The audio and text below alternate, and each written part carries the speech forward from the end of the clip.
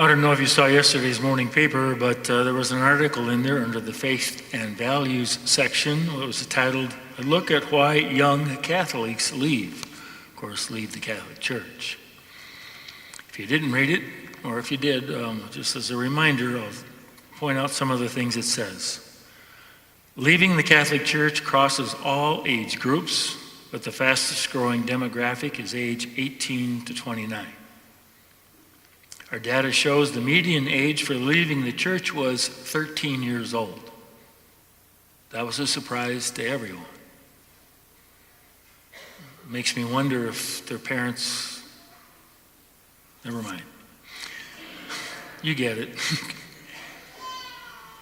The survey found that the biggest reason young Catholics bailed was that they no longer believed in God.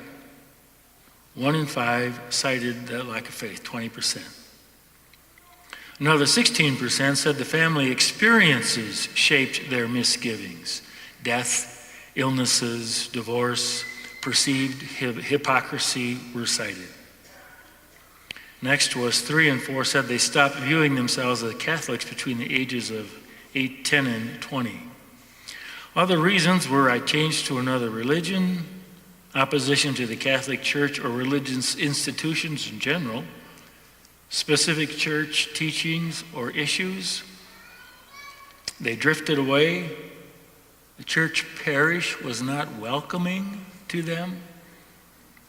Clergy sexual abuse crisis, and others. Number 1 was that they no longer believed in God. Wow. Wow. In a sense, though, maybe it wouldn't be so surprising because we have so many other gods that we can kind of focus on in life. Drugs, alcohol, sex, food, work, that becomes my God. Fame, fortune, sports, smartphones and iPads. They begin to refocus on them, and that becomes where we spend our time. And if we're not doing those things, it's like it doesn't seem like life is right. We got to get that. It becomes a God for us. And so when they do that, when we do that, we develop other gods.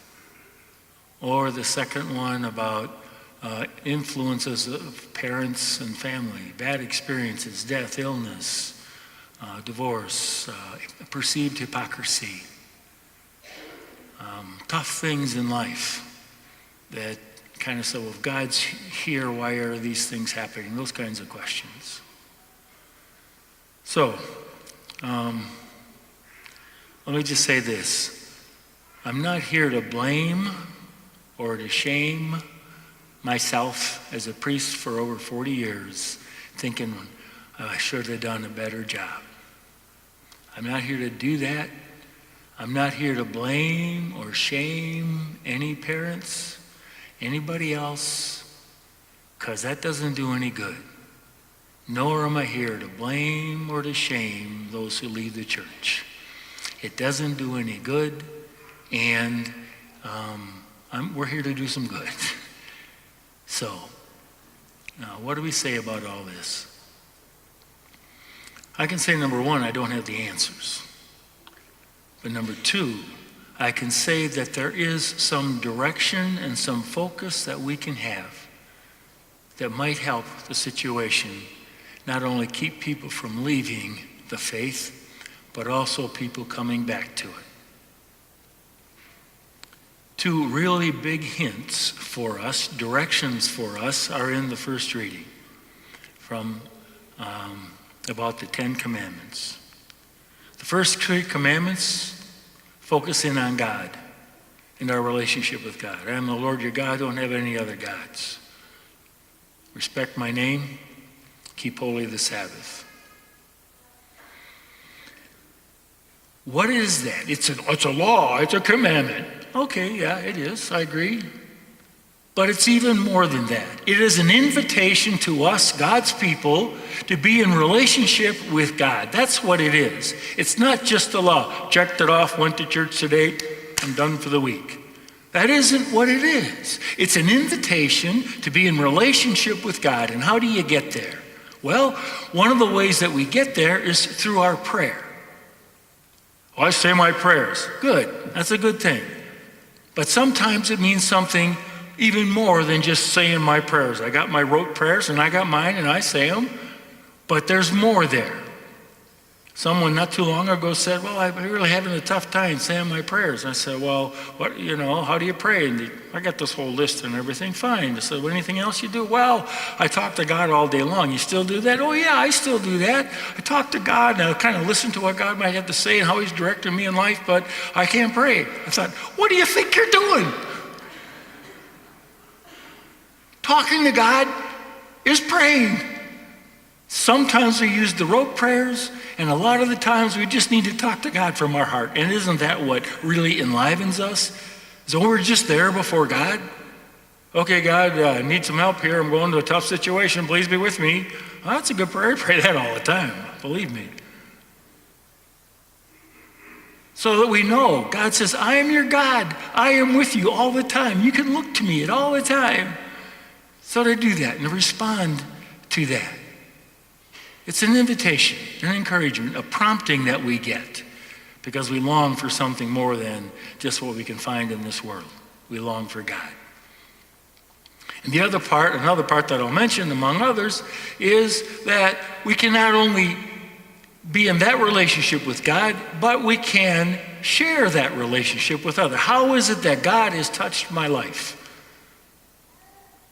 Maybe that's something that we as all Catholics can do a whole lot better than we have because we're not really good at that. Faith's kind of a private thing. Well, really, it's not. It is for us, yes, in our relationship with God and for us to share with others. And to be able to say to somebody, well, this is how God touched me in this situation. We're in this, I'm in this discipleship process right now, and the homework for our meeting last Thursday was to go and write a 3-minute kind of not explanation, but a 3-minute thing on how God has changed me, touched my life, and how I changed. I could give you mine now, but then the homily would be longer. But not everybody did that. Those who felt comfortable, most of us did it. And it's just really something to listen to somebody else to say, well, I used to think this or do this, and God touched my life. I just felt him moving me in another way, and my life changed. And it's like, yeah, wow, because that happened to me too. I did that with a couple recently, and the wife says, yeah, this is what happens to me all the time. And when we know that, it's witnessing to people to say, God is alive, God is real, and I know that because he's in my life. And we're not beating somebody over the head with the Bible, and we're not preaching at them. We're just saying, this is how God touched me. Maybe someone will go, boy, I want a little bit of that. But we're speaking our faith. God's number one. Wouldn't it be something if we could have the same kind of focus and attention to our prayer as we do with our smartphones? Sometimes it seems that it takes an explosion to get somebody off their smartphone or their iPad. They're so intent on it. But yet when we go to pray, distractions come like that. That true for you? All right. Who's our God? Okay, that's the invitation, to get that intent with God. The second part deals with the next 7 commandments, 4 through 10. Honor your father and mother, do not kill, do not steal, do not commit adultery, don't bear false witness, and the others. It's all good stuff. Great stuff. And I believe that we all have a pretty good sense of that. And I wanted to check this out. So with the homeschool kids on Friday, I just put a list of things to say yes or no. wanted to see how young this goes if people come to know the laws that are really written on our hearts. So I'm going to ask you, and you say yes or no to these. Okay, is this something Jesus would have said or did say, but not in exactly these words? Okay, here we go. If someone throws a little stone at you, you can throw a big rock at them. It will teach them a good lesson. Yes or no? That's what they said too.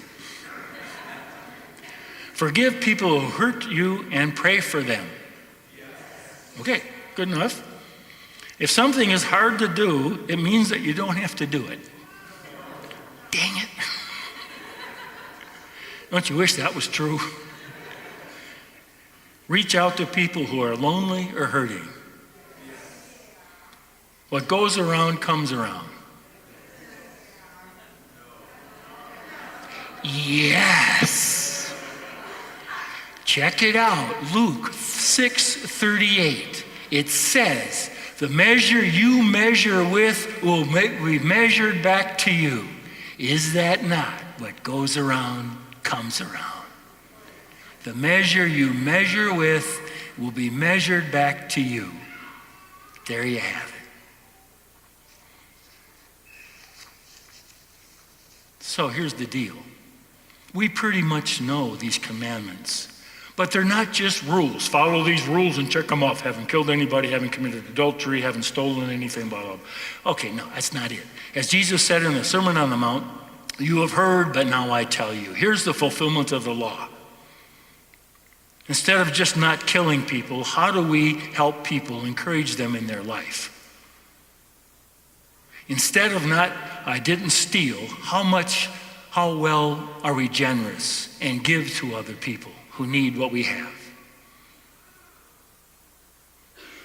Instead of not just bearing false witness, not lying, how well do we speak the truth of another person's goodness to them?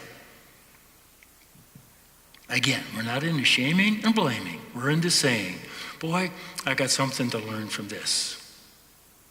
And we heard in the gospel that Jesus went in to cleanse the temple.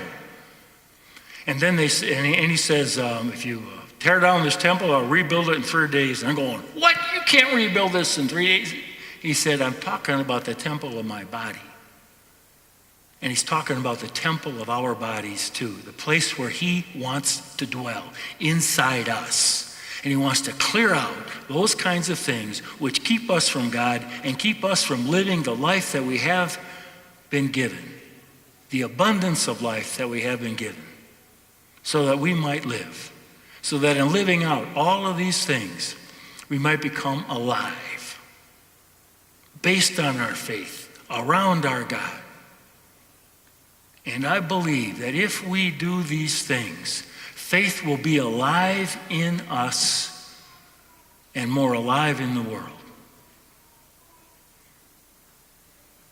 And if we live this way, we can bring others to God by what we say, gaining through our prayer, what we share about our life, and how we live it out after the manner of Jesus.